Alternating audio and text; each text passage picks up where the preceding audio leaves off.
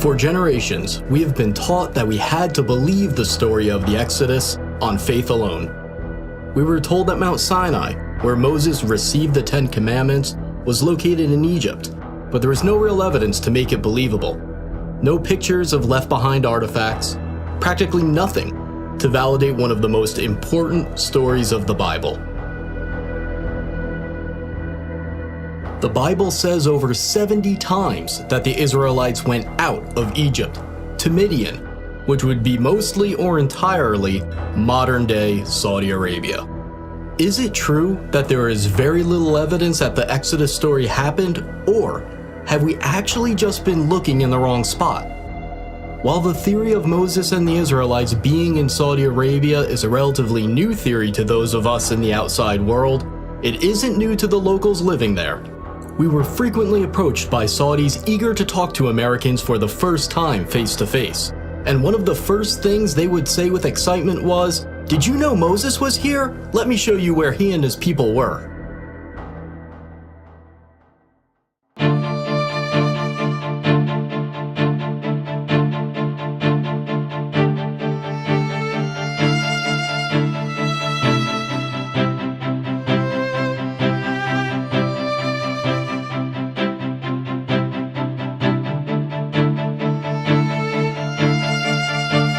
The tradition that the mountain in Egypt's Sinai Peninsula is Mount Sinai only dates back to the 4th century AD. New research based on Jewish, Christian, and Islamic sources indicate that there is a tradition that is 600 years older, and according to that tradition, Mount Sinai is in northwest Saudi Arabia. This other tradition points to Jabal Makla, a peak on the mountain range known as Jabal Al Lawz, as the true Mountain of Moses. Several historical sources, including Josephus, recorded that Mount Sinai is the highest mountain near a city that is today called Al-Bad. Locals refer to Jabal Makla as Jebel Musa, the Mountain of Moses. So you call this one Jabal Musa? Jabal Musa. One of the distinguishing features of this mountain is the blackened top that you can see right behind me. The Bible says that God descended upon Mount Sinai as a fire. The blackened peaks stick out from the surrounding areas, and the rocks are only black from the outside. Researchers disagree as to whether the blackened rocks are actual evidence of God descending upon the mountain as a fire like the Bible says, or whether it's natural volcanic rock. A small handful of Americans tried to sneak into this area in the late 1970s and the 1980s. They were arrested, and their photos and videos were confiscated by the Saudi police. Their evidence was lost. However, images and videos slowly began leaking out to the outside world. According to those who snuck in and were arrested, these sites were being kept secret by the Saudi regime, a theocracy that hid them from the world using fences and police and the threat of force.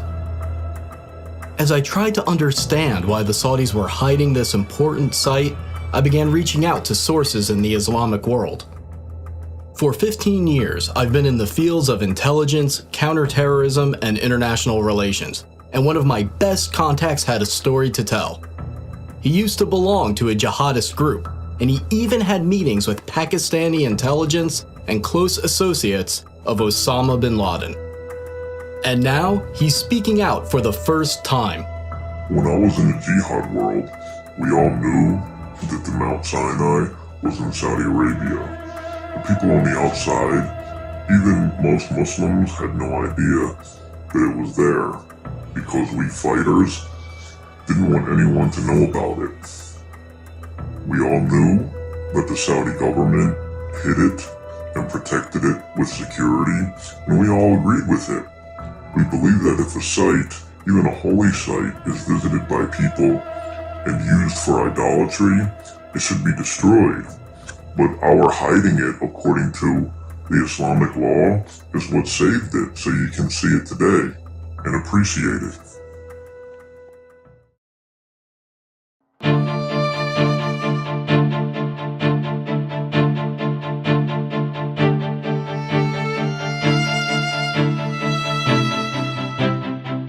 Moses flees Egypt after killing an Egyptian who he saw abusing one of the Hebrew slaves. He then escapes to Midian as a fugitive. In Midian, Moses sits by a well and he meets the daughters of Jethro who are getting water for his flock. Moses then marries one of his daughters. We are in the ancient land of Midian right now, near the town that locals describe as originally being the land of Jethro. When we visited this area, multiple Saudis approached us to tell us this is where Jethro and Moses resided. They excitedly pointed to an ancient well that is fenced off and marked as an archaeological site. The Saudis have long believed that this is the well where Moses met the daughters of Jethro, and Muslims from around the world come to see it.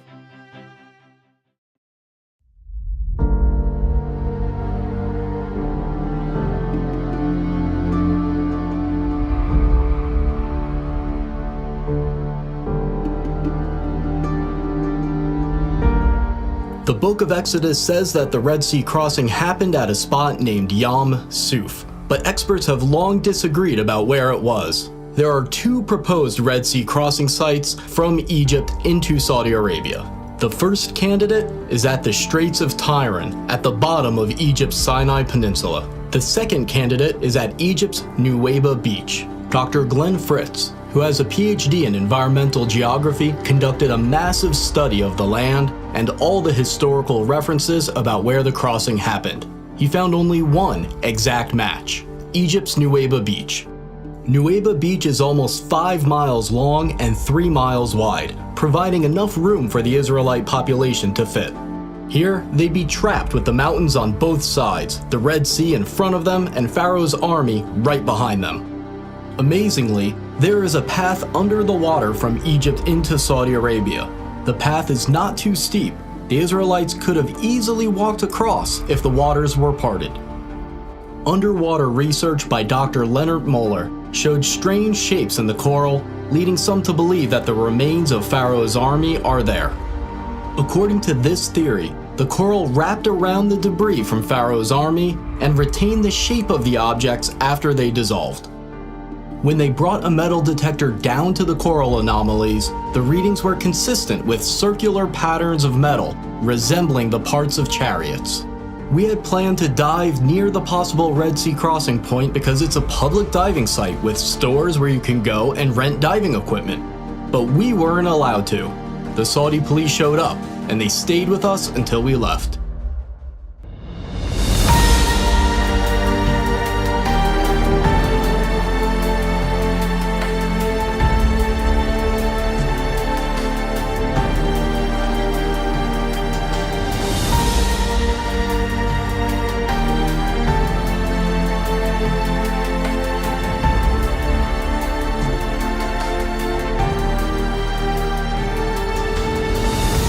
After the Red Sea crossing, Moses and the Israelites stop at a place near Mount Sinai named Elim. Desperate for water, they find a unique location with 12 wells and 70 palms. Along the path to the possible real Mount Sinai, there is a match for Elim, with many palm trees and, to this day, 12 wells. Saudi locals pointed us to this location and specifically referred to it as Elim.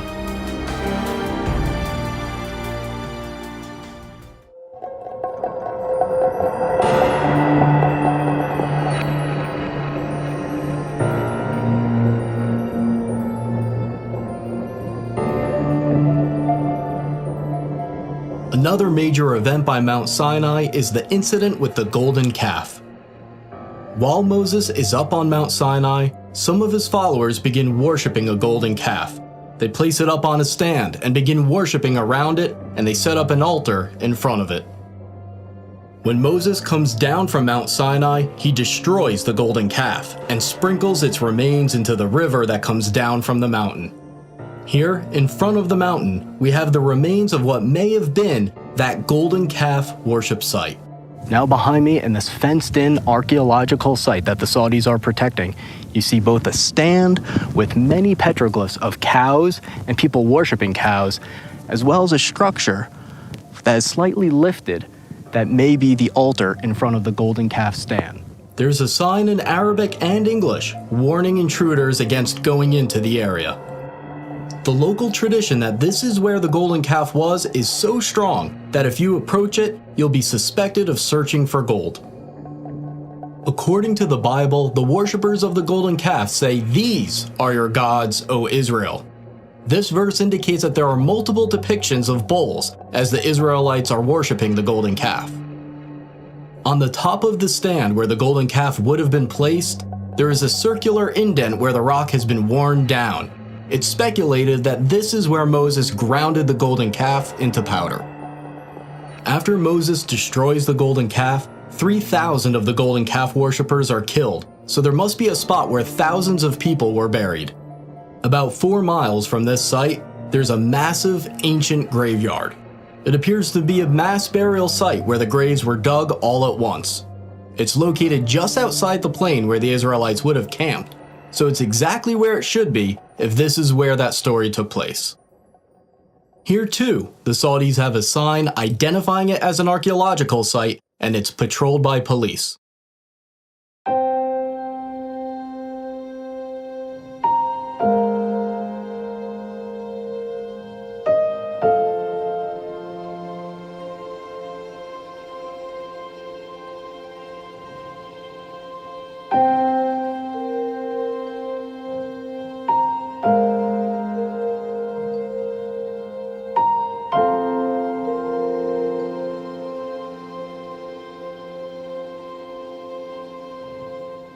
The book of Exodus says that Moses built an altar of uncut stone at the foot of Mount Sinai and also set up 12 pillars to symbolize the 12 tribes of Israel. Right here at the foot of the mountain, we see this structure that resembles an ancient altar. And what we are standing in right now is probably the animal chutes that would lead them to sacrifice at the foot of the mountain. The animal chutes lead to this area of the structure, which may have been the slaughter platform for animal sacrifices. The Saudis, of course, say that this has nothing to do with Moses, but they admit that they found animal waste and bones underneath this area when they dug. People who have been to this site decades ago say that this site used to be much cleaner, and you could more clearly see the remains of about 12 pillars, as well as a stone platform that they would stand on. Near the altar and the 12 pillars, Moses reads to the Israelites the Book of the Covenant, and they agree to it. This means that Moses probably had a spot right above the altar that served as a stage in order to address the people. Right above this area with the altar and the pillars, there is an area that could have been a perfect spot for Moses to be seen and heard when the covenant is made. A Saudi local actually pointed to this part of the mountain and showed us how Moses' voice would have echoed like he was speaking in a natural amphitheater. The Bible says that a brook flowed down from Mount Sinai, providing water for the Israelites. The brook must have come down near the altar at the foot of the mountain for the sacrifices to take place, and the brook must have come near the golden calf because Moses threw its remains into the river. It's very easy to see where there was once a stream coming down from this mountain, where there's evidence of burnt sacrifices. It then ends up near the possible golden calf worship site. There's even evidence of wells around the area where a pool of water would have formed, proving that a large population once lived there. According to the Bible, the prophet Elijah travels to Mount Sinai, and once he gets there, he goes into a cave, and that's where he talks to God. The real Mount Sinai must therefore have a cave that is accessible, safe, and suitable for sleeping. This cave above the altar is about 15 feet high, 20 feet long, and 20 feet deep. If this is the real Mount Sinai, then this is almost certainly the Cave of Elijah.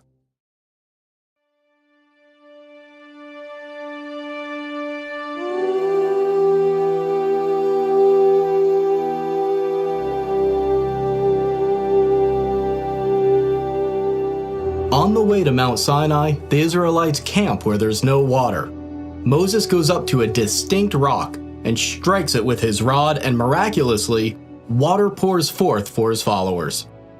The historian Josephus said that the split rock could still be seen in his time, and it was so big that it could not have been moved. Is it possible that this split rock still remains today, testifying to the accuracy of this story? The answer is yes, and it is stunning.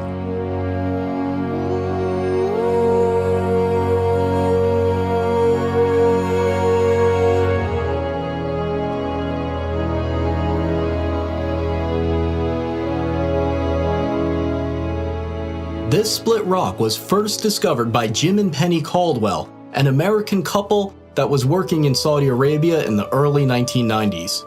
The local Bedouins have long had two names for this area, the Water of Moses and the Split Rock of Moses. This split rock is on top of a 100-foot hill and is somewhere between 40 and 60 feet high. And what's really amazing about this specific location in the valley along the possible route to Mount Sinai is that the rocks underneath the split rock are smooth, as if tons and tons of water poured forth, forming a miniature lake at the bottom for the Israelites to drink from. If you have a relationship with a local, they'll tell you that this area is related to Moses, but the Bedouins that live here will try to keep you out. We saw this firsthand as we were chased out of the area. Okay, so we are flooring it. We're gonna see if this guy follows us. We heard 2 gunshots. This guy's like, doesn't really want to party.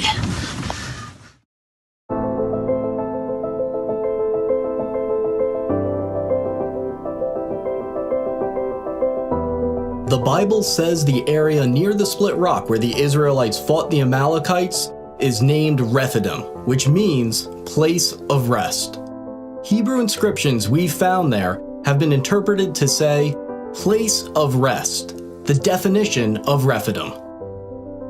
Closer to the mountain, inscriptions have been found that Dr. Miles Jones, a scholar of ancient Hebrew, believes are talking about the battle with the Amalekites. He says one of the inscriptions refers to the death of an Amalekite. Nearby, there are 2 inscriptions that Dr. Jones believes are marking where a Hebrew mother and daughter died. The Bible says that God told the Israelites that they possess the land wherever the soles of their feet touch. Near the split rock and near the mountain, there are many inscriptions with an image of a foot and a sandal. Next to the image, there is Proto-Hebrew writing that means the sole of the foot. We also found inscriptions that were translated and found to refer to Yahweh, the Hebrew name for God.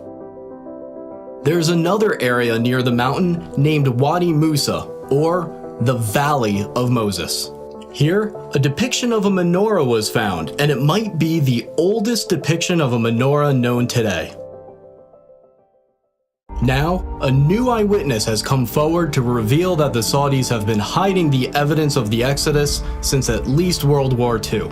This man was an American pilot who met the King of Saudi Arabia. Bob Cornuke was one of the first people to reach Jabal Maqla in the 1980s, and he recently interviewed that pilot and made the footage available for this video. It's an honor to meet you. Well, thank you. Our lives have intersected possibly in something very historic, and we're talking about where the real Mount Sinai is located.